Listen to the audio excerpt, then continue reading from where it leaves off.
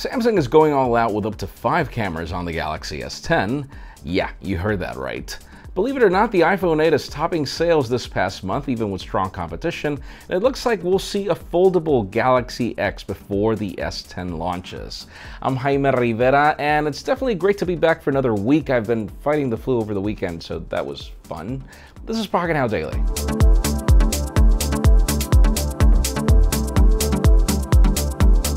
The official news today begin with deals if you want yourself any of Google's current hardware. This is about that time, as the company has just launched a couple of deals, particularly with the Pixel 2, Pixel 2 XL.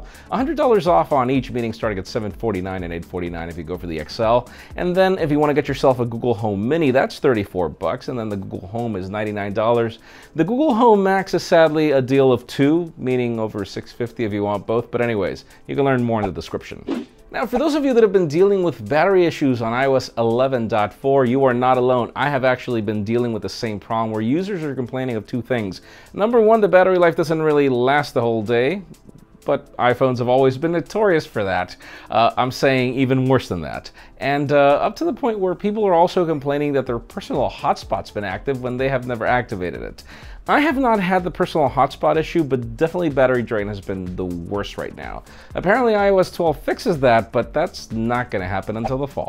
Now, if you're wondering which is the best-selling smartphone of the last current months, believe it or not, because I don't believe it yet, it is the iPhone 8. Not the 8 Plus, actually the iPhone 8, followed by the Galaxy S9, and then the iPhone 10, and then the iPhone 8 Plus all the way at the end at number 5.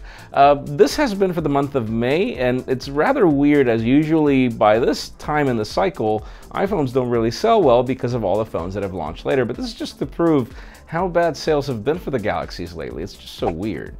And speaking of Galaxies, those of you that have been interested in the Galaxy X foldable smartphone, tablet, whatever thingy, it seems that it will launch early next year. We've got some trusted sources claiming CES. And for those of you that thought that we were getting the Galaxy S10 at CES, apparently that's not going to happen until MWC, which is the usual timeline. Obviously, Samsung needs to figure out sales for the Galaxy S10 and whatever they're going to bring to the market.